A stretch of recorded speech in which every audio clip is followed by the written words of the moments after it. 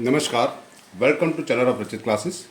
आज हम बात करेंगे एडवांस अकाउंटेंसी के बारे में। एडवांस अकाउंटेंसी जो 2023 के अंदर अक्टूबर मंथ के अंदर जो एडवांस अकाउंटेंसी का पेपर था 10 अक्टूबर 2023, इसका आज हम सॉल्यूशन करेंगे। तो सॉल्यूशन के अंदर सबसे पहले क्वेश्चन जो हम लेते हैं वो फर्स्ट क्वेश्चन हमारे पास है कि क्वेश्चन नंबर 1 कि at the time of preparation of consolidated balance sheet any gain or loss on account of the revaluation of assets of the on the date of acquisitions is termed as, यानी कि पूछा गया कि consolidated balance sheet जब बना रहे हो उसमें जो भी प्रॉफिट या लॉस होगा वो रिवैल्यूएशन के लिए रिवैल्यूएशन ऑफ असेट्स है वो क्या होता है। तो रिवैल्यूएशन ऑफ असेट्स से दो तरह का होता है। अगर उस पर जो भी वैल्यूएशन रिवाइज होती है उससे हमेशा हमें कैपिटल प्रॉफिट होता है, और उसके अंदर जो डेप्रिसिएशन की बात आती है, जो एडिशनल डेप्रिसिएशन होता है उससे रेवेन्यू लॉस या रेवेन्यू प्रॉफिट होता है। So answer is A, that is an capital profit. So हमारा आंसर फर्स्ट ए रहेगा, that is capital profit and loss account. अगर रिवैल्यूएशन वैल्यू ज़्यादा है तो कैपिटल प्रॉफिट, अगर कम है तो रिवैल्यूएशन लॉस। अच्छा, सेकंड क्वेश्चन देखते हैं। क्वेश्चन नंबर 2 के अंदर मेंशन किया गया है that the blank are the prepared on the basis of AS21 issued by the ICI। अगर ICI के तहत AS21 के अंदर कौन सी चीज़ प्रिपेयर की जाती है? Standard financial statement, consolidated financial statement, revenue account या फिर ऑल ऑफ अबव। तो AS21 जो है हमारे पास होता है वो हमारा होल्डिंग के लिए होता है।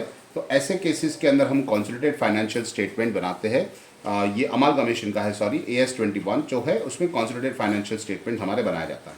So answer is B, that is consolidated financial statement as per AS21। अब नेक्स्ट क्वेश्चन के बारे में डिस्कस करते हैं। क्वेश्चन जो हमारे पास है उसके अंदर लिखा हुआ है that is A limited take over the B limited on 1 April and discharge the purchase consideration as follows. अगर यहाँ पे मेंशन किया issued 42,000 equity share of 10 each of A limited and the equity share of B limited. उसके against में दूसरा दिया है कि issued a fully paid 10% 700 preference share of 100 each at the premium of 10% और discharge the preference share of B limited. और सी में लिखा है that is agreed that the 10% funded debenture of 100 each B limited will be converted into 13% debenture of equivalent amount of A limited। तो जब भी ऐसी बातें आती है परचेस कंसिडरेशन कैलकुलेशन के लिए तो उसमें इक्विटी शेयर या प्रेफरेंस शेयर लिए जाते हैं, लेकिन कभी भी डिबेंचर नहीं लिए जाते। तो कैलकुलेशन करते हैं क्या होता है, देखते हैं क्वेश्चन के अंदर। तो क्वेश्चन के अंदर हमारे पास जो था उसके हिसाब से अगर हम कैलकुलेशन करते हैं, ये थर्ड क्वेश्चन हमारे पास है। तो थर्ड क्वेश्चन के हिसाब से अगर हम कैलकुलेट करें तो यहाँ पे मेंशन किया है कि आपको पहले इक्विटी शेयर लेना है। ओके, कितने इक्विटी शेयर हैं हमारे पास? तो क्वेश्चन के अंदर दिए थे 42,000 शेयर्स है। 42,000 हम इक्विटी शेयर लेते हैं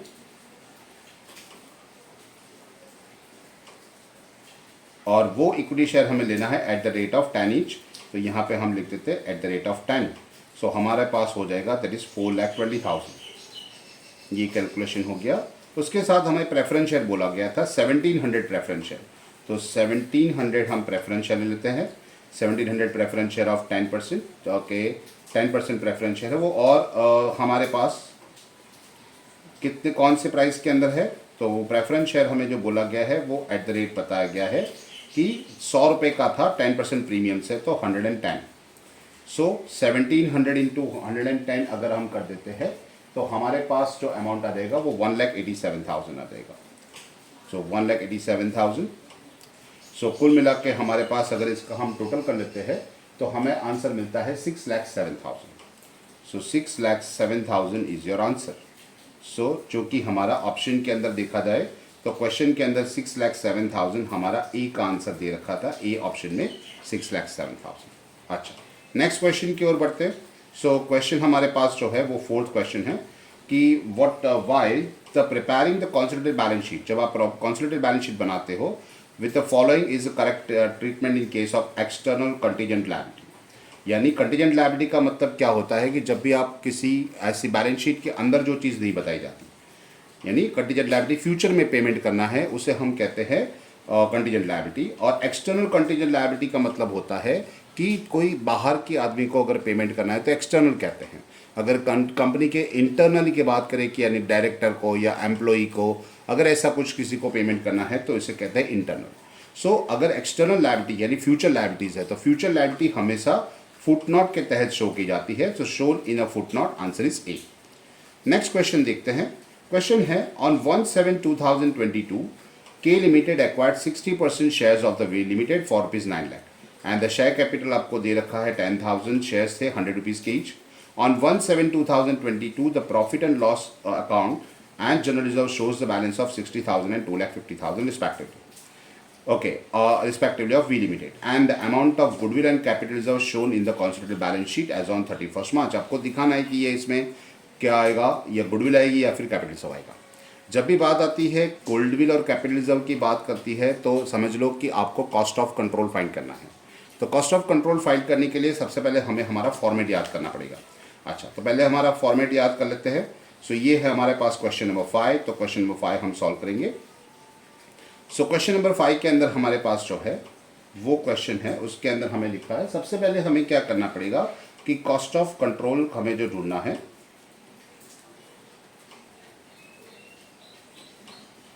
सो कॉस्ट ऑफ कंट्रोल ढूंढने के लिए हमें क्या क्या है, हमारी फॉर्मूला क्या है।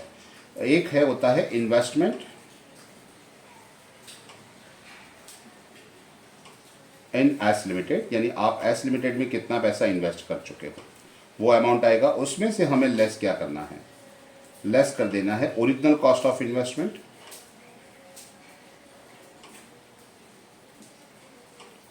और साथ में कैपिटल प्रॉफिट। ये दोनों चीज हमारी यहां से माइनस हो जाएगी। ओके, इन दोनों का टोटल करके जो अमाउंट हमारे पास आएगा वो हम टोटल में से माइनस कर लेंगे, सब्ट्रैक्ट कर लेंगे, ताकि हमें मिल जाएगा कि हमारा कॉस्ट ऑफ गुडविल क्या होता है। अगर हमारा आंसर जो मिल गया वो अगर प्लस में आ गया तो उसका मतलब हो गया कि हमने ज़्यादा इन्वेस्ट किया, इसका मतलब गुडविल। अगर माइनस में आंसर आ गया तो कैपिटल रिजर्व। तो क्वेश्चन में क्या है देख लेते हैं कि हमने 9 लाख रुपए का इन्वेस्टमेंट किया हुआ है। सो फर्स्ट इन्वेस्टमेंट इन एस लिमिटेड 9 लाख रुपीस। अच्छा, साथ में हमें क्वेश्चन में बोला गया था कि हमने कंपनी के 10,000 शेयर थे, हमने 60% शेयर एक्वायर किए थे, यानी 10,000 का 60% हो जाएगा 6,000 शेयर। ओके, 6,000 शेयर को हम 100 से मल्टीप्लाई कर लेंगे तो हमारे 6 लाख की कैपिटल, 6 लाख के शेयर्स हो गए। सो हम यहाँ पे 6 लाख ओरिजिनल कॉस्ट हमारी हो गई। सो 6 लाख ओरिजिनल कॉस्ट थी जो कि हमने 9 लाख में खरीदे थे। और बात करते हैं कैपिटल प्रॉफिट। तो कैपिटल प्रॉफिट के लिए हमें यहाँ पे बता रखा है कि ऑन 1/7 यानी कि डेट ऑफ एक्विजिशन जब आपके पास है वही डेट को आपका 60,000 और 2,50,000 यानी कि कुल मिला के अगर बात करें तो 3,10,000 हमारा जो था वो प्रॉफिट या एंड रिजर्व था। तो वो उसमें से हमें कैपिटल पोर्शन हमारा सिर्फ 60% जाएगा क्योंकि 60% हमारा होल्डिंग है। तो यहाँ पे हम करेंगे कैपिटल प्रॉफिट कितना हो जाएगा, तो दैट इज़ 3,10,000 जो आपके पास टोटल जनरल रिजर्व और P&L अकाउंट है उसका हम यहाँ पे 60% करेंगे क्योंकि होल्डिंग कंपनी ने सिर्फ 60% एक्वायर किया हुआ है। तो 3,10,000 का अगर हम 60% कर लेते हैं तो 1,86,000 आ जाएगा। सो आंसर इज 1,86,000 यहाँ पे लिखेंगे। दोनों का कुल मिला के अगर टोटल बाहर निकाले तो 7,86,000 हो जाएगा। सो 9 लाख में से हमें 7,68,000 9 लाख में से माइनस कर देना है। तो हमारे पास अमाउंट कितना बच जाएगा, दैट इज 86 माइनस करेंगे तो 14,000 बच जाएंगे 1 लाख में से, और 8 माइनस 7 दैट इज 1 लाख। सो 1,14,000 हमारा प्लस में आंसर आ गया। इसका मतलब ये हो गया हमारा goodwill. So answer is goodwill हो जाएगा आपका 1,14,000। आंसर चेक कर लेते हैं। हमारे पास यहाँ पे 4 ऑप्शन दे रखे हैं। सो इसके अंदर हमारा आंसर आएगा 1,14,000 दैट इज गुडविल, जो आंसर है हमारा ए। ओके, तो ये एक क्वेश्चन का आंसर हमारे पास मिल गया। नेक्स्ट क्वेश्चन जो हमारे पास है वो क्वेश्चन किस तरह का है, that is A take over the business of B Limited for ₹25 lakhs, यानी एक फिक्स अमाउंट दे रखी है। A sum of 25 lakhs is the purchase consideration under this method of, अलग अलग हमारे पास मेथड्स है। तो यहाँ पे एक इंट्रेंसिक वैल्यू मेथड कहते हैं, उसे शेयर एक्सचेंज मेथड होता है, उसमें आपको इंट्रेंसिक वैल्यू के बेस से फाइंड करना होता है। नेट पेमेंट के अंदर आपको किस तरह से पेमेंट करना है वो मेंशन होता है। लमसम के अमाउंट के अंदर एक फिक्स अमाउंट बता दी जाती है कि आपको इतना अमाउंट पे करना है। तो यहाँ पे आप देख सकते हो आपको एक फिक्स अमाउंट दे रखा है 25 lakhs। तो ये आपका हो गया दैट इज लमसम मेथड कि आप एक कैसे वो लमसमली एक अमाउंट डिसाइड कर रखा है जिसके आप हिसाब से आप पेमेंट करोगे। नेक्स्ट क्वेश्चन जो हमारे पास है वो है Y limited has an sundry creditors of 8 lakh and as per the internal reconstruction scheme the sundry creditors agree to waive off 30% of their claim and accept the share capital of 2,60,000 on the of that renew claim settlement and balance in cash. यानी कि हमें बता दिया गया कि भी 8 लाख के हमारे क्रेडिटर्स थे। ओके, उसमें से हमें बता दिया गया कि 8 लाख के क्रेडिटर्स को किस तरह से काम करना है, देख लेते हैं। चलो वर्किंग के अंदर तो हमारे पास जो वर्किंग है इस हिसाब से हम कैलकुलेशन कर लेते हैं कि 7th एग्जाम्पल की कैलकुलेशन करेंगे। सो हमारे पास यहाँ है कि हमारे पास 8 लाख के क्रेडिटर थे, दैट इज 8 लाख रुपीज़। अच्छा, 8 लाख के जो क्रेडिटर थे उसमें से बोला गया कि 30% तो वेव कर रहे हैं, यानी 8 लाख का सीधा सीधा 30% हमारा जो कैपिटल रिडक्शन में चला जाएगा। सो 30% अमाउंट से हिसाब करें तो 8 सीधा 24, यानी कि 2,40,000 रुपये तो चल कहाँ चले जाएंगे, इट्स कॉल्ड कैपिटल रिडक्शन। ये जाएगा कैपिटल रिडक्शन अकाउंट क्रेडिट। अच्छा, हमें पूछा गया बाकी का जो अमाउंट है, and that claim was accepted by the share capital of 2,60,000 and renew. हमें पूछा गया है कि भी टोटल अमाउंट ऑफ सेटलमेंट कितना हो जाएगा। अच्छा, 30% वेव कर रहे हो, इसका मतलब आपका 70% जो है वो आपको पे करना पड़ेगा। तो 8 7 56, दैट इज 5,60,000 रुपये, ये आपका फाइनल क्लेम होगा। तो 5,60,000 आपका टोटल अमाउंट होगा। उसमें से आपको बोला कि अगर कैश है तो हमें इसका अगर पार्टीशन पूछा नहीं गया लेकिन फिर बता देते हैं। सो कैश है 2,60,000 जो कि हम कैश पेमेंट करेगा। बाकी का जो है वो हम क्या करेंगे, accept the share capital, sorry 2,60,000 share capital, बाकी का कैश। तो 5,60 में से अगर 2,60 निकाल दी जाए तो 3 लाख रुपये आप उसको कैश में पेमेंट करोगे। ये आपका हो गया कैश और ये हो गए 2,60,000 के शेयर। लेकिन हमें पूछा गया था the total amount of settlement, तो टोटल अमाउंट ऑफ सेटलमेंट हो जाएगा 5,60,000। सो आंसर इज 5,60,000, जो कि हमारा फर्स्ट आंसर है 5,60,000। सो हमारा आंसर आएगा total settlement 5,60,000। Okay, next question की ओर बढ़ते हैं। तो हमारे पास नेक्स्ट क्वेश्चन जो है क्वेश्चन नंबर आके देखते हैं। तो हमारे पास है एग्जाम्पल नंबर 8। क्या है example number 8? So at the time of consolidation of accounts, which of the following is or are the considered as an is to be considered by the holding company while calculating the cost of control? Cost of control जब calculate करते हैं तो कौन सी चीज़ ध्यान में रखी जाती है? तो अभी हमने कैलकुलेशन किया है, मैं आपको दिखा देता हूँ कि कॉस्ट ऑफ कंट्रोल अभी हमने काउंट किया था। ये एग्जाम्पल नंबर 5 के लिए उसमें इन्वेस्टमेंट देखा जाता है, ओरिजिनल कॉस्ट देखी जाती है और कैपिटल प्रॉफिट देखा जाता है, और कुछ नहीं देखा जाता। तो हमारे पास यहाँ पे कौन कौन सी चीज़ें अवेलेबल है, सो उसमें देख लेते हैं। वैल्यू ऑफ शेयर एक्वायर्ड, वो तो लेनी पड़ेगी। प्री एक्विजिशन प्रॉफिट, जिसका मतलब होता है हमारा कैपिटल प्रॉफिट, तो वो भी लेना पड़ेगा। Profit and loss of revaluation of assets, revaluation of assets उसके अंदर आ जाएगा, क्योंकि जब प्री और पोस्ट दोनों कैलकुलेशन करेंगे तो पोस्ट एक्विजिशन प्रॉफिट जिसे कहते हैं रेवेन्यू प्रॉफिट, वो यहाँ पे नहीं है। सो ये डी वाला पॉइंट नहीं आएगा। 1 2 3 जिसके अंदर है हमारे पास, so answer is your C, that is 1 2 and 3। Value of share acquired, pre acquisition profit यानी कि कैपिटल प्रॉफिट, और profit and loss of revaluation जो कि कैपिटल प्रॉफिट के अंदर आ जाता है। ओके, नेक्स्ट क्वेश्चन हमारे पास जो है वो question number 9। X Limited is taken over by Y Limited, and the intrinsic value of X Limited is 15, and X Limited has a 25,000 equity share of 10 each. Y Limited is intrinsic value of 30 rupees, and the purchase consideration under the exchange method will be, exchange method के हिसाब से आपको calculation करना है। Fine, जो यहाँ पे 25,000 shares थे X Limited के, और जबकि Y Limited का इंट्रेंसिक वैल्यू जो है 30 रुपीज़। हमें सिंपली क्या करना है, X Limited के नंबर ऑफ शेयर्स को इंट्रेंसिक वैल्यू ऑफ Y से मल्टीप्लाई कर देना है। यहाँ पे नंबर ऑफ शेयर डायरेक्टली दे रखे, इसलिए अगर नहीं दे रखे होते तो हमें पहले नंबर ऑफ शेयर ढूंढने पड़ते। सो 25,000 इंटू अगर 30 करेंगे तो आंसर हमारे पास मिल जाएगा 7,50,000। So answer will be C, 7,50,000। Simple calculation है, 25,000 इंटू 30। ओके, नेक्स्ट क्वेश्चन की ओर बढ़ते हैं। तो क्वेश्चन है हमारे पास, that is the book value of machinery of the subsidiary company As Limited on 1st April was rupees 6 lakhs, while closing balance on 31st March was 5,40,000.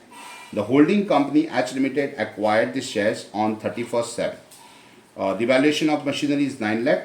Okay, तो then the revaluation gain is, revaluation के हिसाब से आपका gain amount कितना होता है वो हमें काउंट करना होता है। सो काउंट कर लेंगे। सबसे पहले हमें कैलकुलेशन करनी पड़ेगी इसके अंदर कि हमारे पास डेट ऑफ एक्विजिशन 31st 7 है। क्वेश्चन नंबर हम कर रहे हैं, क्वेश्चन नंबर यहाँ पे दे रखा है 10। ओके फाइन, चलो क्वेश्चन नंबर 10। हमारे पास सबसे पहले हम क्या करेंगे, यहाँ पे कैपिटल और रेवेन्यू का पार्टीशन दिखना पड़ेगा। सो किस तरह से हो रहा है देख लेते हैं।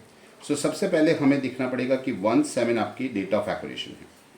ओके, तो 17 है, इसका मतलब हो गया फ्रॉम 14 टू 17, ये आपका हो गया प्री पीरियड, दैट इज 4 5 6, 3 महीने हो गए, that is 3 months. Okay, and from 17 to हमारा ईयर कंप्लीट होता है 31 मार्च, यानी हो गया ये 17 था, एक मिनट चेक कर लेते हैं, हमारे पास 31 7 था, सॉरी। सो क्वेश्चन के अंदर 31 7 था, तो ये हो गया 4 मंथ्स। ओके, और ये बाकी के हो जाएंगे 8 मंथ्स। सो हमारा रेशियो 4:8, इसका मतलब हो जाएगा 1:2। ये इसलिए फाइंड करते हैं जबकि कैपिटल प्रॉफिट की बात आती है तब। अच्छा, क्वेश्चन के अंदर हमारे पास ओपनिंग बैलेंस क्लोजिंग बैलेंस दे रखा था। अच्छा, तो सबसे पहले हम क्या करेंगे, इससे ऐसे भी जो भी क्वेश्चन है इसके अंदर अगर हमें कैलकुलेशन करना है तो सबसे पहले हमें ओपनिंग बैलेंस ढूंढना होगा। सो ओपनिंग बैलेंस जो हमारे पास है उसमें से अगर हम क्लोजिंग बैलेंस माइनस कर लेंगे तो हमारे पास अमाउंट मिल जाएगा डेप्रिसिएशन का, कि कितना डेप्रिसिएशन है। सो ओपनिंग बैलेंस हमारे पास 6 लाख रुपए था और उसका क्लोजिंग बैलेंस हमारे पास दे रखा था 5,40,000। सो कुल मिला के हमारे पास कह सकते हो कि ये पूरे साल में हमने 60,000 डेप्रिसिएशन चार्ज किया। इसके हिसाब से अगर हम कैलकुलेट करेंगे, और डेप्रिसिएशन हमेशा ओपनिंग बैलेंस के ऊपर काउंट होता है। सो अगर 6 लाख के ऊपर अगर 60% के, इसका मतलब हमने 10% डेप्रिसिएशन चार्ज किया है। ओके फाइन, तो अब एक हमें क्वेश्चन पूछा कि रीवैल्यूएशन के लिए, तो हम सबसे पहले उसका प्री पीरियड का जो होता है वो कैलकुलेशन करते हैं। प्री पीरियड कैलकुलेशन में क्या होता है कि ओपनिंग बैलेंस हमें लिखना है, उसमें से हमें डेप्रिसिएशन माइनस कर देना है फॉर द प्री पीरियड, यानी कि प्री पीरियड के ही सिर्फ डेप्रिसिएशन में। ओपनिंग बैलेंस हमारे पास 6 लाख रुपए है, तो 6 लाख रुपए हमने लिख दिया। अब प्री पीरियड का डेप्रिसिएशन, कि प्री पीरियड यानी 4 मंथ्स है ना, तो 60,000 पूरे साल का है, तो अगर इसको हम प्री और पोस्ट में डिवाइड कर देंगे तो 20,000 एंड 40,000 आएगा। तो हम प्री पीरियड का 20,000 डेप्रिसिएशन यहाँ पे लिख लेंगे, यानी इसका मतलब हो गया हमारी value at the date of acquisition, जब हम एक्वायर करेंगे तब हमारी वैल्यूएशन हो जाएगी 5,80,000 रुपये। जबकि हमारा रीवैल्यूएशन कितना हुआ है, जब रीवैल्यूएशन हुआ है वो रीवैल्यू हुआ है कितना है, रिवैल्यूएशन अकाउंट की अमाउंट देख लेते हैं। रिवैल्यूएशन अमाउंट हमें अंदर मेंशन की है कि उसका जो रिवैल्यूएशन किया था, सॉरी एग्जांपल नंबर हम देख रहे थे 10। ओके, तो इसके अंदर रिवैल्यूएशन अमाउंट है थी 9 लाख रुपए। सो 9 लाख रुपीज़ था, तो हम यहाँ पे 9 लाख रुपए लगाते हैं इसको। सो यहाँ पे ये हो जाएगा 5,80,000 का 9 लाख हो जाएगा। इसका मतलब सीधा सीधा हो गया कि आपको प्रॉफिट हो रहा है, it's an capital profit. Revaluation profit हो जाएगा, कैपिटल प्रॉफिट कितना हो जाएगा। सो अगर ये माइनस कर लेते हैं 9 लाख में से 5,80, तो ये 6 और 3 9, 3,20,000 आपका कैपिटल प्रॉफिट हो गया। So it's 3,20,000 it's your answer. So यहाँ पे हमारे पास ऑप्शन के अंदर देख लेते हैं, ऑप्शन के अंदर हमारा आंसर था बी, जो कि 3,20,000 हमारा दे रखा था। ओके, नेक्स्ट क्वेश्चन की बात करें तो क्वेश्चन में आगे बढ़ते हैं। सो क्वेश्चन नंबर 11, क्वेश्चन नंबर जो 11 है उसके अंदर हमारा कैलकुलेशन क्या बनता है। तो objective of amalgamation of the companies includes, क्या होता है, क्या ऑब्जेक्टिव होता है अमालगमेट का, टू एलिमिनेट का कंपटीशन। हाँ, अब सीधी सी बात है, अगर आप अपनी कॉम्पिटिटर कंपनी को परचेज कर लेते हो, आप अपनी कंपनी में उसको संभाल लेते हो, तो कंपटीशन तो अपने आप खत्म हो जाएगा, तो ये तो सही है। सेकेंड है मैनेजरियल इफेक्टिवनेस, अगर आप एक ही मैनेजमेंट से अगर 2 कंपनी का अगर एडमिनिस्ट्रेशन करवा दे, उसका मैनेजमेंट करवाते हो, तो भी आपका मैनेजरियल एफिशिएंसी बढ़ जाएगा, एक ही खर्चे में दोनों कंपनी चल जाएगी। और थर्ड जो होता है, it's called expand the economic scale. Economic scale का मतलब बढ़ना, इसका ये इकोनॉमिक का टॉपिक है। तो इकोनॉमिक स्केल का मतलब होता है कि जितना प्रोडक्शन बढ़ेगा, कॉस्ट पर यूनिट कॉस्ट कम होती जाएगी। ये आपने फर्स्ट ईयर में सीखा होगा। सो ये है एक्सपांड द इकोनॉमिक स्केल, यानी ऑल ऑफ दिस, यानी कि सारे के सारे इसके ऑब्जेक्टिव्स हैं। सो ऑब्जेक्टिव ऑफ अमालगमेशन तीनों के तीनों बनते हैं। ओके, नेक्स्ट है number 12, holding company accounts time ratio is calculated on the basis of. ये टाइम रेशियो किसके हिसाब से होता है, देखो हमने यहाँ पे टाइम रेशियो निकाला था, इसे टाइम रेशियो कहते हैं। जिस दिन को आप एक्वायर करते हो, ओके, सो 1/4 यानी बिगिनिंग ऑफ द ईयर से एंड ऑफ द ईयर का टाइम देखा रहता है। उसके अंदर आपको डेट ऑफ एक्विजिशन जो होता है, वो डेट ऑफ एक्विजिशन यहाँ पे 31/7 था। सो 31/7 एक ये जो होता है वो प्री पीरियड और पोस्ट पीरियड, ये टाइम रेशियो होता है। सो यहाँ पे आपको कैलकुलेशन में क्या पूछा गया था कि किसके बिहाफ पे होता है, calculate on the basis of so date of acquisition of share, कि जिस दिन आपने एक्वायर किए थे शेयर, ओके, नंबर 12 जो उस दिन से हिसाब से आपको कैलकुलेशन करना होगा। चलो एक और क्वेश्चन है हमारे पास, question number 13। So question number 13 में मेंशन किया है on 1/12/2022 H limited acquired 60% share of H limited and the balance of profit and loss account of H limited on 1/4/2022 to 31 March 2023 was 90,000 and 1,50,000। चलो देख लेते हैं, पहले ये ओपनिंग दे रखा था 90,000 और क्लोजिंग दे रखा है 1,50,000। Okay, and the profit is on evenly through out the year, यानी पूरे साल एक जैसा ही प्रॉफिट आपको मिला है। The share of the capital profit in H limited in the profit of H limited on 31 मार्च, हमें एच लिमिटेड का कैपिटल प्रॉफिट चाहिए। ओके, कोई बात नहीं, हम ढूंढ लेते हैं कितना होगा। कि तो हमारे पास जो है यहाँ पे 90,000 ओपनिंग बैलेंस दे रखा था। चलो बात करते हैं। सो सबसे पहले क्वेश्चन नंबर हमारे पास हम देख रहे हैं 30। ओके, तो 30 नंबर का क्वेश्चन की कैलकुलेशन लिख लेते हैं। सो 13 नंबर का जो क्वेश्चन है उसके हिसाब से पहले तो हमें यहाँ पे देखना पड़ेगा कि टाइम पीरियड क्या बन रहा है। 60% आप परचेस करो 1/12 को। ओके, यानी हमें फिर से टाइम रेशियो की जरूरत पड़ेगी यहाँ पे कि 1/12 को अगर आप एक्वायर कर रहे हो, इसका मतलब क्या होता है कि 1/4 यानी कि साल की शुरुआत से लेके 1/12 यानी 1 दिसंबर तक के महीने जो आपके पास हो जाएंगे, वो टाइम पीरियड जो आपके पास रहेगा वो आपका प्री एक्विजिशन पीरियड हो जाएगा। सो कितना प्री एक्विजिशन पीरियड आपके पास हो जाएगा वो आपको ढूंढना है यहाँ पे। ओके, सो प्री एक्विजिशन पीरियड का जो टाइम पीरियड होगा वो होगा 4, 5, 6, 7, 8, 9, 10, 11, 12 नहीं कैलकुलेट करेंगे, यहाँ तक कैलकुलेट करेंगे। तो 6 + 2 दैट इज 8 मंथ्स, यहाँ पे हो जाएगा 8 मंथ्स। ओके, अगर 1/12 से काउंट करें, 1/12 से हमारा 31 मार्च, जो कि 12 महीने में से 8 महीने यही है, तो 4 महीने यहाँ पे हो जाएगा। सो हमारा टाइम रेशियो बन जाएगा 8:4, दैट इज, इससे जब शॉर्ट कर लेंगे तो मिल जाएगा 2:1। ये हमारा हो गया टाइम रेशियो। अब इसके हिसाब से हमें काउंटिंग करना है। अच्छा, तो कैसे करेंगे हमारे पास, तो पहले हम यहाँ पे लिखते हैं पर्टिकुलर्स, किस तरह से होगा। सो ये कैलकुलेशन जो होता है आपके पास वो पर्टिकुलर्स, फिर कैपिटल पोर्शन जो होगा और बाकी का रेवेन्यू पोर्शन होगा। तो कैपिटल और रेवेन्यू जो है वो किसके हिसाब से होता है। सबसे पहले आपके पास ओपनिंग बैलेंस जो दे रखा रहता है, वो ओपनिंग बैलेंस यानी 1/4 का है, वो आपके एक्विजिशन के पहले का है, इसे कैपिटल प्रॉफिट कहते हैं। तो हमारे पास जो क्वेश्चन में बताया गया है कि ऑन 1/4 हमारा बैलेंस है 90,000 रुपीज़। ओके, सो ये हम क्या कर देते हैं, 90,000 रुपीज़ जो ओपनिंग बैलेंस है वो तो यहीं पे चला जाएगा कैपिटल में 90,000।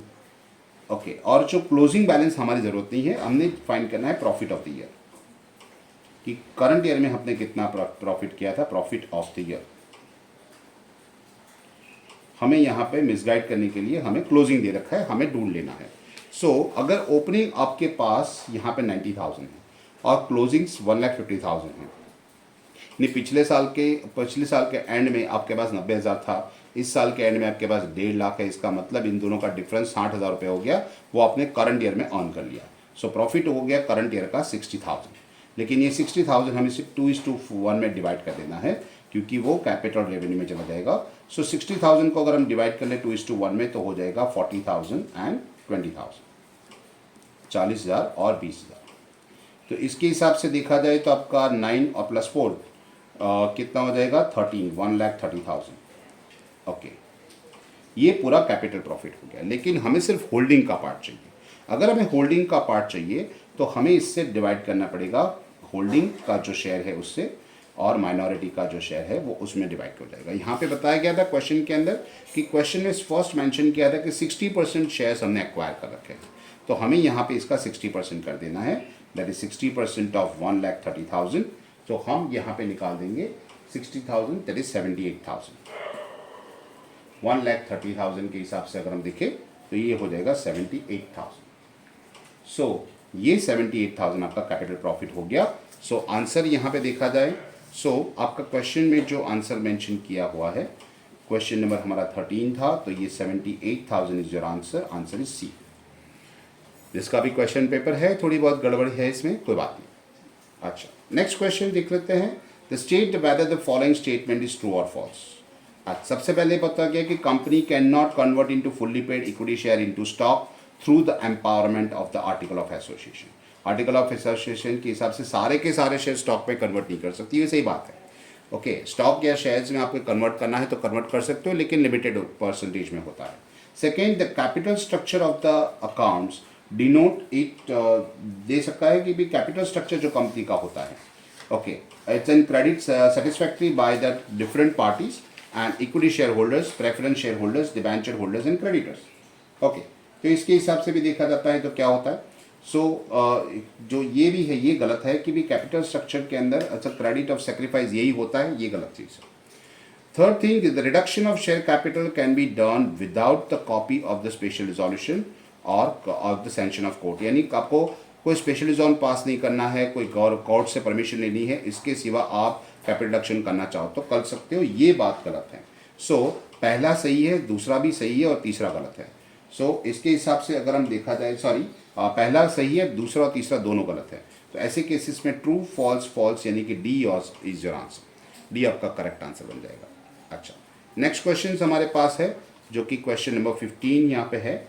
सो on 1/4/2022 H limited acquired 90% shares of H limited as a price of 1,01,900 and the share capital of H limited consist 66,000 share of 10 pre acquisition का प्रॉफिट आपको दे रखा है होल्डिंग एंड सब्सिडी दोनों का 33 and 7,500 respectively. Goodwill both companies का आपको दे रखा है बैलेंस 20,000 और 6,000। तो फाइंड पूछना है the amount of goodwill showed in the consolidated balance sheet कितना होगा, बैलेंस शीट के अंदर आप कितना गुडविल दिखाओगे वो हमें यहाँ पे काउंटिंग करके दिखाना है। तो कोई बात नहीं, हम यहाँ पे उसका काउंटिंग कर देते हैं कि किस तरह से गुडविल इसके अंदर मैंशन होगी।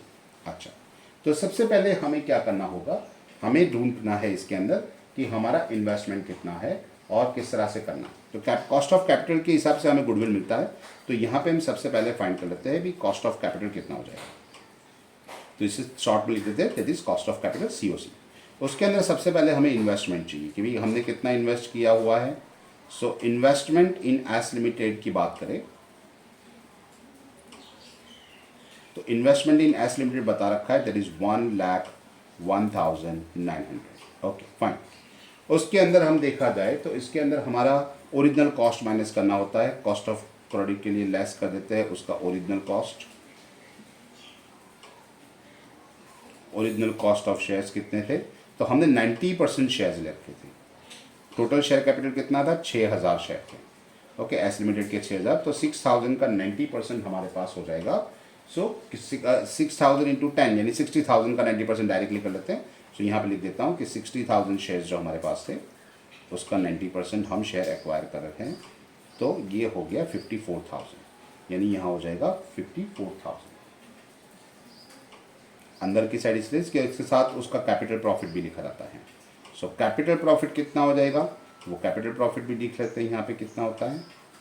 सो हमारे पास यहाँ पे 30 यहाँ बता रखा था कि प्री एक्विजिशन का प्रॉफिट जो है और होल्डिंग एंड सब्सिडरी कंपनी का दोनों का हमारे पास यहाँ पे 33,000 7,000, तो हमें सिर्फ होल्डिंग कंपनी का चाहिए। यहाँ पे pre acquisition profit of subsidiary company 33,000, capital profit ये 7,500 हो जाएगा, और रेवेन्यू प्रॉफिट हो जाएगा जो यहाँ पे नहीं लिया जाता। सो हम 33,000 लेते हैं। सो 33,000 के अंदर हमारा जो शेयर हमने एक्वायर्ड किया है दैट इज 90%, वो भी 90% यहाँ पे कर लेते हैं। सो 33,000 का 90% हमारे पास हो जाएगा 29,700, और ये दोनों को मिला के हमें इसमें से माइनस कर देना है। सो इन दोनों का अगर टोटल करेंगे तो टोटल मिला के कितना हो जाएगा, यहाँ पे हो जाएगा 700। ओके, 9 + 4 13 और 5 और 2 7 1 और 8 83,700 इसमें से माइनस हो जाएगा। तो हमारे पास बैलेंस बच जाएगा जो कि हो जाएगा 18,200। ओके, ये 18,000 गुडविल तो ये आया। अगर यहाँ पे कैलकुलेशन कर देते हैं कि ऑलरेडी होल्डिंग कंपनी का 20,000 तो बता रखा है, होल्डिंग कंपनी का 20,000 तो दे रखा है, सब्सिडरी कंपनी का भी 6,000 दे रखा है। ओके, और ये 18,200 भी हमें यहाँ पे लिखना है जो कि एडिशनल होल्डिंग कंपनी का ही आएगा ये भी। ओके, तो इसके अंदर अगर हम टोटल करेंगे तो हो जाएगा 200, 8 और 6 14, 1 4 हो गया 4, दैट इज 44,000। यहाँ पे 200 हमारा आंसर आएगा। सो answer is your D, that is 44,200 total amount of goodwill हो जाएगी जो कि आपको बैलेंस शीट के अंदर कंसोलिडेटेड बैलेंस शीट में लिखना है। नेक्स्ट क्वेश्चन की ओर बढ़ते हैं। सो नेक्स्ट क्वेश्चन हमारे पास है क्वेश्चन नंबर 16। आधा पेपर ऑलरेडी हमारा हो चुका है। चलो शुरू करते हैं आगे। सो एग्जाम्पल नंबर 16 क्या बोलता है? So as per the accounting standards 14 the amalgamation is known is to be the nature of merger. वो मर्जर कहलाएगा कैसे केसेस के अंदर वो मर्जर कहलाएगा? तो मर्जर केसेस के लिए हमारे पास फर्स्ट थिंग है कि that take over the all the assets and liabilities at book value. ये मर्जर का सबसे पहला कंडीशन ही है कि सारी अगर असेट्स ले जाता है, सारी लायबिलिटीज ले जाता है और वो भी बुक वैल्यू पे ले जाता है तो उसे मर्जर कहेंगे। दूसरा है issue of equity share of discharge of purchase consideration होल्डली except cash for the fractional shares. यानी जो डिस्चार्ज होगा वो सिर्फ और सिर्फ इक्विटी शेयर में होगा। हाँ, फ्रैक्शनल अमाउंट जो अगर है यानी कि छोटी मोटी अमाउंट है वो अगर आप कैश में पे करेंगे तो चलेंगे, बाकी पूरा प्रेफरेंस शेयर या डिबेंचर नहीं देंगे, नई कंपनी अपना पूरे का पूरा इक्विटी शेयर देंगे तो ये भी सही है। And equity share holders holding 90% shares of the transfer company become the share holder of the transferring company, ये भी सही है। तो तीनों की तीनों कंडीशन है आती है यहाँ पे। तो all of above answer is your D, जो एज पर अकाउंटिंग स्टैंडर्ड 14 जो अमालगमेशन का है उसके हिसाब से देखा जाए। नेक्स्ट क्वेश्चन के हिसाब से बढ़े तो है company decide to reduce his paid up value of equity shares by 3 per share without reducing his face value। यानी उसका फेस वैल्यू कम करने की नहीं करना है। 10 रुपये का है तो 10 रुपये रखना है, लेकिन 3 रुपये कम करना चाहती है। Company has an equity share of 4,20,000 divided into 10 rupees each, 7 paid up. यानी कंपनी के पास अभी 4,20,000 रुपये की कैपिटल है जो कि 7 रुपये पेड अप के हिसाब से। तो कैलकुलेशन कर लेते हैं कि कंपनी का कितना हो जाएगा। ओके, कैलकुलेशन के हिसाब से देखा जाए तो ये 17th क्वेश्चन हम कर रहे हैं सॉल्व। सो 17th क्वेश्चन में देखें तो कंपनी के पास नंबर ऑफ शेयर कितने हैं वो नहीं पता है ना, तो यहाँ पे एट द रेट ऑफ 10 लिख देते हैं और साथ में लिख दे देंगे भी 7 पेड अप। सो 7 पेड अप के हिसाब से कंपनी की कैपिटल बन रही है 4,20,000। सो यहाँ पे लिख देंगे 4,20,000। सो हमें सिंपली क्या करना पड़ेगा, 4,20,000 को डिवाइड बाय 7 कर देना पड़ेगा। तो ये 4,20,000 को डिवाइड बाय 7 कर देंगे तो हमारे पास हो जाएगा 60,000। 6 7 42, यानी कि 60,000 शेयर हो जाएंगे। अब कंपनी 3 रुपये कम करना चाहती है। ओके, क्वेश्चन क्या है, the new balance sheet of the company after implementation of internal reconstruction scheme disclose the paid up share. कितना पेड अप दिखाएंगे? ओके, कोई बात नहीं, कंपनी 3 रुपया कम करना चाहती है, 7 पेड अप है, उसका फेस वैल्यू चेंज नहीं करना है तो फेस वैल्यू 10 का 10 रहेगा। 7 में से बाकी का 3 रुपये कम कर देती है यानी 4 रुपये पेड अप हो जाएंगे।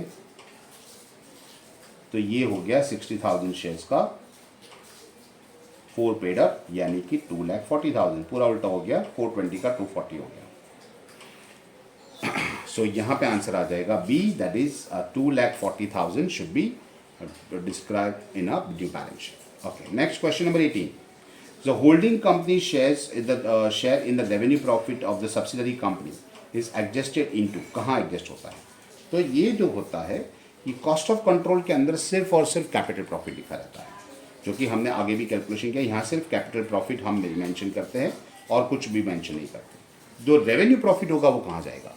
सो profit and loss account balance sheet के अंदर दिया जाएगा। रिजर्व एंड सरप्लस के अंदर जो सरप्लस होता है, प्रॉफिट एंड लॉस अकाउंट का बैलेंस होता है, वहाँ पे लिखा रहता है। सो ये profit and loss account of the holding company यहाँ के इसके अंदर ऐड कर दिया जाएगा। Okay, so answer is your C की profit and loss account of holding company. Next question देखते हैं। क्वेश्चन हमारे पास है number 19। As per AS 14 issued by ICI, purchase consideration of the amount agreed payable only at the blank of the transferor company by the transferee company। किसको payment करना होता है? तो रियल ओनर्स को जो अमाउंट पेएबल होता है, company की प्राइस तो हमेशा कंपनी के ओनर को दी जाती है। अगर पार्टनर है, पार्टनरशिप में पार्टनर्स को दी जाएगी, और कंपनी है तो शेयर होल्डर को दी जाएगी। So answer is your share holders, that is answer is B.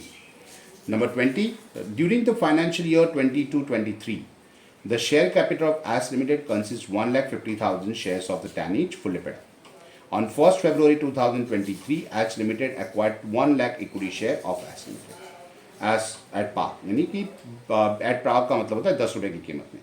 The ratio of holding and minority and time ratio is, time ratio भी ढूंढना है और रेशियो भी होल्डिंग का फाइंड करना है। तो देखो यहाँ पे डेट ऑफ एक्विजिशन हमारे पास मेंशन की है 1 फरवरी, तो हम टाइम रेशियो ढूंढ लेते हैं 20th एग्जाम्पल के लिए। सो टाइम रेशियो ढूंढने के लिए प्री पीरियड किसे कहेंगे हम? तो 1-4 हमारा से शुरू होता है। सो वहाँ से लेके आपका 1 फरवरी मेंशन किया था एग्जाम्पल के अंदर, यस 1 फरवरी। चलिए 1 फरवरी, यानी कि अगर यहाँ से यहाँ तक के मंथ्स के काउंट किए जाते हैं तो कितने महीने हो जाएंगे? सो मार्च में तो हमारा कंप्लीट हो जाएगा ना, तो ये फर्स्ट पहले ये काउंट कर लेते हैं कि 1 फरवरी टू 31 मार्च, ये हमारा इजी हो गया। अप्रैल, अरे February and March, that is 2 months, ये 2 महीना हो गया, इसका मतलब 12 में से 2 ये हो गए तो पहले हो गया 10 महीना, दैट इज 10:2 हमारा रेशियो हो जाएगा, जिसे हम कह सकते हैं 5:1। 5:1 आपका टाइम रेशियो हो गया। आप बाकी का भी ढूंढना है, इसके अंदर होल्डिंग शेयर्स, सो 1 लाख शेयर्स हमने एक्वायर्ड की है 1,50,000 में से, है ना, यानी कि इसका आप देख सकते हो कि 1 लाख होल्डिंग का है तो माइनॉरिटी का कितना हो जाएगा, बाकी का 50,000, सो 2:1 ये हमारा हो जाएगा। तो 5:1 हमारा टाइम रेशियो हो गया, 2:1 हमारा क्या हो गया, बोला गया था holding ratio, holding minority ratio 2:1 और टाइम रेशियो हो गया 5:1। तो answer is your D is your answer, 2:1 and 5:1। चलो नेक्स्ट क्वेश्चन, क्वेश्चन नंबर 21 क्या पूछा गया है? As per the internal reconstruction, the preference shareholders agree to waive off arrears of preference dividend of past 3 years out of 5 years। ये पिछले 5 सालों का dividend उनका बाकी था प्रेफरेंस शेयर के, उसमें सिर्फ 3 साल का तो वो लोग भूलने के लिए तैयार है, वेव ऑफ कर रहे हैं, यानी इसका मतलब बाकी के 2 साल का हमें पे करना पड़ेगा। Okay fine, appears in the footnote in the balance sheet, ये फुटनोट मेंशन किया था, ये कंपनी की एक्चुअल लायबिलिटी नहीं थी, ये कंपनी की कंटीजेंट लायबिलिटी थी। कंपनी अगर पे करना चाहे तो कर सकती है, नहीं पे करना चाहे तो कोई इंस्ट्रक्शंस नहीं है, कोई प्रॉब्लम नहीं होगी। अच्छा, यहाँ पे प्रेफरेंस शेयर 2 साल का हमें कैश में पेड करना है। The capital structure of the company consist of 7% 60,000 preference share of 10, यानी 60,000 के शेयर्स थे, 7% के हिसाब से डिविडेंड देंगे, यानी हम यहाँ पे ही कैलकुलेशन कर सकते हैं। चलो क्वेश्चन पेपर को गंदा नहीं करते, यहीं पे लिख देते हैं कि हमारा 21 है। सो 21 क्वेश्चन नंबर के अंदर देखें कि हमारे जो इक्विटी शेयर्स प्रेफरेंस शेयर थे वो थे हमारे पास 60,000 शेयर्स थे, तो 60,000 प्रेफरेंस शेयर थे, उसके ऊपर हमें 7% के हिसाब से हमें इंटरेस्ट पे करना है, यानी हो जाएगा 6 7 42, यानी 42,000 रुपये, और वो भी 2 साल का, यानी 1 साल का 42,000 हो गया, तो 2 साल का हो जाएगा 84,000। सो ये आपको पे करना है, ये कंपनी की एक्चुअली रिस्पॉन्सिबिलिटी नहीं थी और पे करना है, तो 84,000 आपका हो जाएगा capital reduction account debit. Company को लॉस हो गया, क्यों? क्योंकि कंपनी की एक्चुअल रिस्पॉन्सिबिलिटी होती तो वो लायबिलिटी साइड्स मेंशन की गया होता, तो लायबिलिटी में होता तो वो अकाउंट हम क्रेडिट डेबिट कर देते तो ये बंद हो जाता, लेकिन यहाँ पे तो कंपनी का डेबिट में कुछ था ही नहीं, तो हमें पूरे का पूरा कैपिटल रिडक्शन डेबिट करना पड़ेगा। आंसर में पूछ देखा था आपके पास, that is capital reduction, C will be your answer, capital reduction account will be debited by 84,000। Okay, so answer is your C. Next question 22, which of the following is not in a case of alterations of the share capital under the internal reconstruction? इसमें आप alteration नहीं कर सकते, इसे alteration of capital में नहीं कह सकते। कॉन्सोलिडेशन ऑफ शेयर, ओके, तो कॉन्सोलिडेशन है या नहीं है। दूसरी चीज़ हमें बताई गई थी, या refunding the surplus capital, sub division, या इंक्रीज इन ऑथोराइज कैपिटल। तो ऐसे केसेस जो भी बनते हैं, ऐसे केसेस में इंक्रीज जो शेयर कैपिटल होता है ये आपको ऑल्ट्रेशन ऑफ शेयर कैपिटल के अंदर नहीं आता। ऑल्ट्रेशन ऑफ शेयर कैपिटल के आप उसके ऑथोराइज कैपिटल इंक्रीज नहीं करना है। ऑल्ट्रेशन ऑफ शेयर जो होता है वो मेमोरेंडम के अंदर होता है, मेमोरेंडम ऑफ एसोसिएशन या आर्टिकल ऑफ एसोसिएशन के अंदर होता है, जबकि ये जो इंक्रीज ऑफ शेयर कैपिटल है वो आपको सेबी से अलग से परमिशन लेना होता है। So alteration of share capital article of association का पॉइंट है, जबकि ऑथोराइजेशन इश्यूज आपका जो पॉइंट है वो मेमोरेंडम का पॉइंट है। सो इसके अंदर ये वाला डी वाला पॉइंट नहीं आएगा। Okay, next question, the goods sold by subsidiary company to holding company is known as. So subsidiary company जब भी अपनी होल्डिंग कंपनी को डिवाइड करेगा, यानी कि जब भी अपना होगा तो वो अपस्ट्रीम होगा। ओके, सब्सिडरी यानी एक्चुअली ऊपर होती है होल्डिंग कंपनी, उसके अंडर में काम करती है सब्सिडरी कंपनी। तो subsidiary company holding to subsidiary होता तो हम कैसे उसको डाउनवर्ड स्ट्रीम, अगर सब्सिडरी टू होल्डिंग जा रहा है तो इसको उसे कहते हैं अपस्ट्रीम सेल्स, यानी कि ऊपर की तरफ अपस्ट्रीम हो रहा है, ऐसा कह सकते हैं। हमने ये वीडियो आपके लिए बनाया है। सो और अगर हम ऐसे वीडियोस और भी डालते रहेंगे जो कि आपके कॉलेज एग्जाम्पल्स हैं करंट ईयर के, वो आपको होल्डिंग कंपनी के भी एग्जाम्पल मिल जाएंगे और अगर रिकंस्ट्रक्शन, एक्सटर्नल रिकंस्ट्रक्शन के एग्जाम्पल है विद द फुल एक्सप्लेनेशंस आपको मिल जाएंगे यही चैनल के ऊपर। तो आप बने रहिए चैनल के साथ, और आपको ये वीडियो कैसा लगा वो ज़रूर हमें कमेंट करके बताइएगा। आगे बढ़ते हैं नेक्स्ट क्वेश्चन की ओर। क्वेश्चन है हमारे पास 24 कि book value of the machinery of the subsidiary company है 1/4 वॉज 6 लाख, यानी ओपनिंग बैलेंस आपको दे रखा है और क्लोजिंग बैलेंस ऑफ मशीनरी भी दे रखा है। The holding company has acquired the share on 31/7। Revaluation of machinery 9 lakh रुपए है and the carrying of value of machineries of the considered balance sheet is. Balance sheet में आपको कितना अमाउंट दिखाना है। अच्छा कोई बात नहीं, हम कैलकुलेशन कर लेते हैं किस तरह से कैलकुलेशन करेंगे। तो कैलकुलेशन करने के लिए देख लेते हैं क्या है। सबसे पहले हम क्या करेंगे, यहाँ पे ज़रूरत पड़ेगी हमें क्वेश्चन की, तो हमने कुछ इस तरह से पेपर फोल्ड कर दिया है, देख लेते हैं। चलो ओपनिंग बैलेंस आपके पास है जो आपके पास दे रखा था 6 लाख रुपए। ओके, अब क्लोजिंग बैलेंस भी आपके पास दे रखा है, तो क्लोजिंग बैलेंस आपके पास वो है 5,40,000। इसका मतलब ये हो गया कि आपने डेप्रिसिएशन पूरे साल में कितना चार्ज कर दिया, जो कि हो गया 60,000 रुपये। होल्डिंग कंपनी के बड़े एग्जाम्पल में सबसे इंपॉर्टेंट पॉइंट है। अच्छा, इसको हम 2 पार्ट में डिवाइड करते हैं। किस तरह से होता है?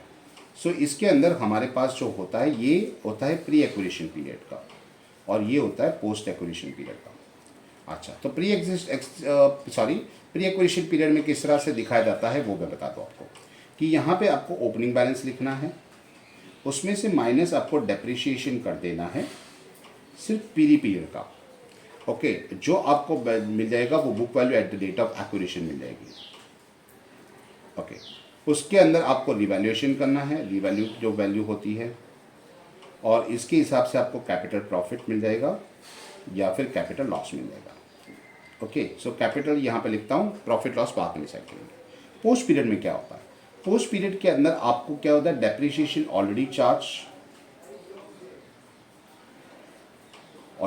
यानी कि जो बाकी का डेप्रिसिएशन आएगा यहाँ पे, उसका बाकी का यहाँ हो जाएंगे, और फिर उसमें से माइनस कर देना है आपको डेप्रिसिएशन ऑन रिवैल्यूएशन, यानी जो रिवैल्यू कर रखी है उसका डेप्रिसिएशन के हिसाब से आपको काउंट करना है। इससे आपको मिल जाएगा रेवेन्यू प्रॉफिट या फिर रेवेन्यू लॉस। चलो करते हैं एग्जाम्पल के अंदर। हमारे पास डेट ऑफ एक्विजिशन बता रखी थी यहाँ पे, डेट ऑफ एक्विजिशन 31/7, यानी 4 से लेके 7, यानी 4, 5, 6, 7, 4 महीने हो गए। 4 मंथ्स आपका प्री हो गया, 8 मंथ आपका पोस्ट हो गया। इसका मतलब हो गया 1:2 दिखाया जाए तो, यानी 60,000 डेप्रिसिएशन। ओपनिंग बैलेंस तो हम यहाँ लिख देते हैं 6 लाख रुपए, 6 लाख लिख दिया। अच्छा, 60,000 को 1:2 में डिवाइड कर लेंगे तो यहाँ हो जाएगा 20,000 रुपये, और यहाँ पे बन जाएगा 40,000 रुपये। डेप्रिसिएशन चार्ज में लिख देते हैं 40,000 रुपये, जो कि पोस्ट पीरियड का ही लिखना होता है। अच्छा, आगे बढ़ते हैं। तो आपका 6 लाख में से अगर 20,000 कम हो जाता है तो हो जाएगा 5,80,000। ओके, और इसका रिवैल्यूएशन कितना कर रखा है आपने बता रखा है 9 लाख रुपए। यहाँ पे 9 लाख रुपीज़ लिख देते हैं। तो 5,80,000 में से अगर हम इसको निकाल दें तो आपका अमाउंट बन जाएगा, कितना बन जाएगा? तो ये अमाउंट हो जाएगा 20,000, यानी कि 6 लाख हो जाएंगे, और 3 लाख, यानी 3,20,000 आपका कैपिटल प्रॉफिट हो जाएगा। ये कहते हैं कैपिटल प्रॉफिट। अच्छा, डेप्रिसिएशन रिवैल्यूएशन की बात करें तो रिवैल्यूएशन का डेप्रिसिएशन कितना होगा? आपने रिवैल्यूएशन कर दिया 9 लाख रुपए। अच्छा, ये कितने महीने का डेप्रिसिएशन? यहाँ पे देखो आप, ये भी 10% डेप्रिसिएशन चार्ज किया हुआ है। ये 10% के हिसाब से यहाँ पे भी हम लिखते थे 10%, और ये पोस्ट पीरियड का यानी 8 मंथ्स का चार्ज करना है, तो 8/12, या फिर आप लिखना चाहो तो 2/3 तो भी चलेगा, both amount will be same. तो ये जो आपके पास अमाउंट आ जाएगा ये हो जाएगा 60,000 रुपीज़, है ना।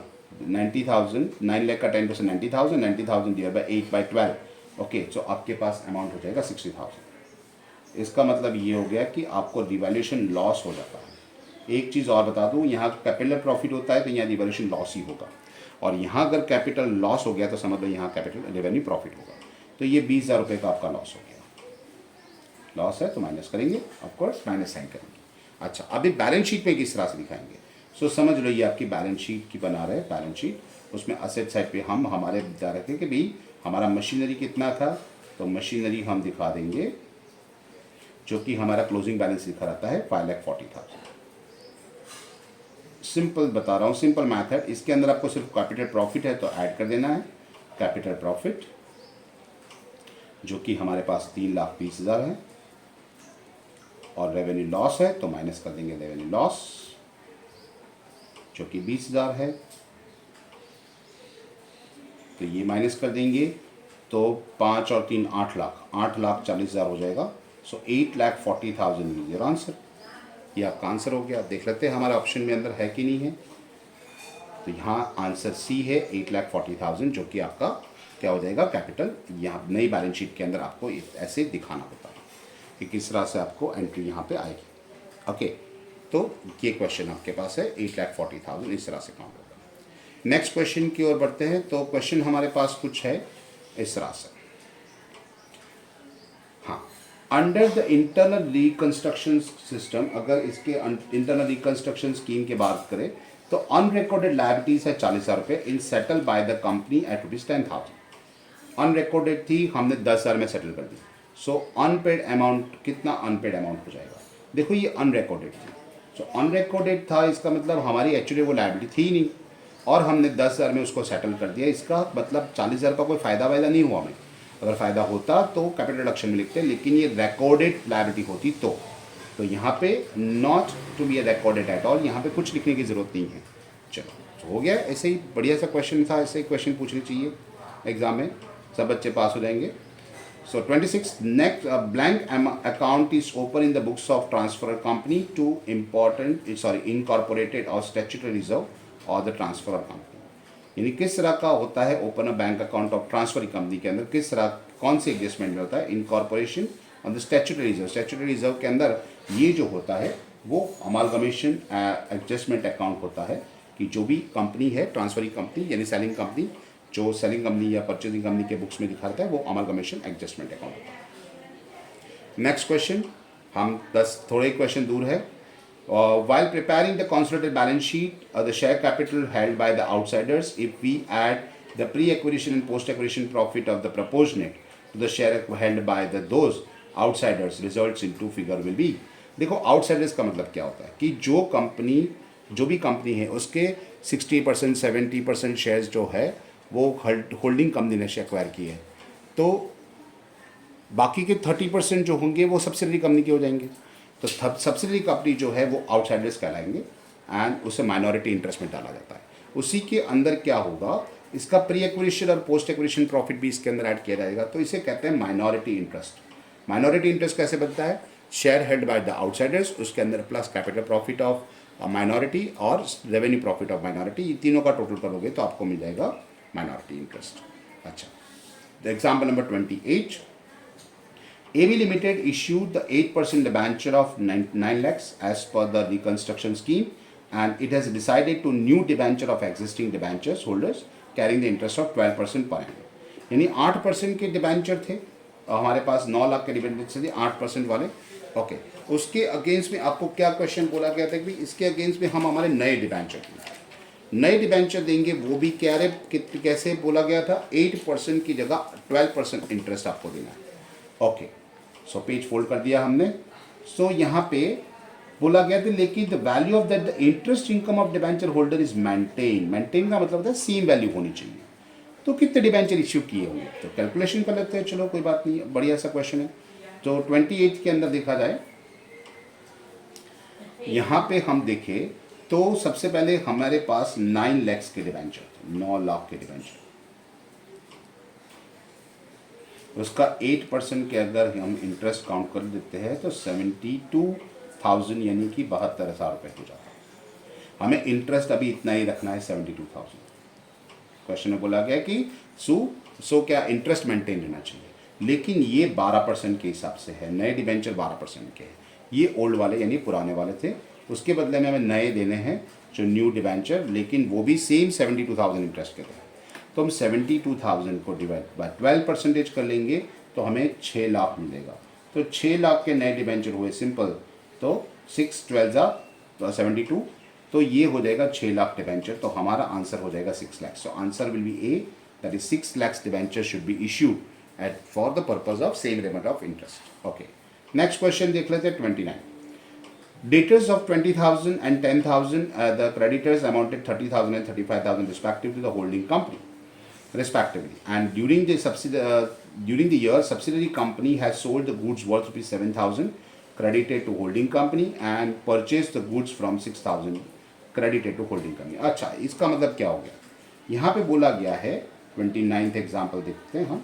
So 29th एग्जाम्पल में बोला है कि भी होल्डिंग ने कुछ गुड्स सब्सिडरी को बेचा है और सब्सिडरी ने कुछ का होल्डिंग कंपनी को बेचा है। दोनों का अमाउंट हमारे पास है, एक का 6,000 है, एक का 7,000 है ना। तो ये दोनों के केसेस में ये दोनों अमाउंट को हम मिला देंगे तो कुल अमाउंट हमारे पास 13,000 हो जाएगा। अगर ये दोनों कंपनी मर्ज हो जाती है तो पैसा लेना देना कुछ होता नहीं, में हिसाब बराबर हो जाता है। तो कुल मिला के 13,000 जो है वो क्या हो जाएगा आपका इंटर कंपनी ट्रांजेक्शन, जिसे हम ICT कहते हैं, inter company transaction. Inter company transaction दोनों में से माइनस हो जाएगा। अगर आप देखा जाए तो एक जो दोनों के आपके पास क्रेडिटर्स दे रखे हैं, सो दोनों के क्रेडिटर्स हम लिखेंगे होल्डिंग के और सब्सिडरी के अंदर, और उसमें से हम माइनस करेंगे इंटर कंपनी ट्रांजेक्शन। और दूसरे के जो डेटर्स है होल्डिंग के और सब्सिडरी कंपनी के, उसमें से माइनस करेंगे इंटर कंपनी ट्रांजेक्शन। तो ये दोनों जो इंटर कंपनी ट्रांजेक्शन अमाउंट आएगा वो अमाउंट आएगा 13,000। क्वेश्चन भी हमारा यही पूछा गया था कि that inter company transaction should be the recorded by 13,000, 6,000 plus 7,000। Okay, अगर कॉन्सेप्ट क्लियर होगा तो ऐसे एग्जाम्पल आप इजीली कर लोगे, ज़्यादा कैलकुलेशन भी लगेगी, टाइम भी नहीं लगेगा। Next question, conversion of 80,000 equity share of 10 each to 8 fully paid up into 8 lakh share of 1 each 0.8 it in the case of, ये क्या होता है? तो एक चीज़ आपको बता दूं कि ये कन्वर्जन का जो रूल होता है वो क्या रूल है। अगर आप डोमिनेशंस अगर आपका बात करें कि 100 रुपये का एक शेयर था, उसे आप 10 रुपये में कन्वर्ट करना चाहते हो, है ना, तो ये हो जाता है सब डिविजन। और उससे अगर उल्टा 10 रुपये का शेयर था, पर शेयर अगर आप उसको 100 रुपये में कन्वर्ट कर जाते हो तो इसे के consolidation.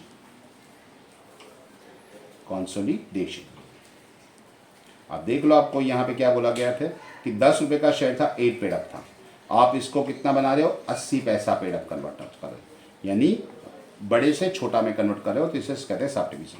So answer is your sub division of shares. Okay, so ये हमारे पास बढ़िया सा क्वेश्चन पेपर था एडवांस अकाउंटिंग का अक्टूबर 2023 का। आशा है आपको सबको ये समझ में आ गया होगा कि किस तरह से एग्ज़ाम दी जाती है, किस तरह से पेपर सॉल्व किया जाता है। ऐसे ही बहुत सारे वीडियो हम फ्यूचर में भी लेके आएंगे, लेकिन हमारे साथ जुड़ने के लिए हमारे चैनल को आपको सब्सक्राइब ज़रूर करना होगा। थैंक यू, मिलते हैं नेक्स्ट लेक्चर के अंदर।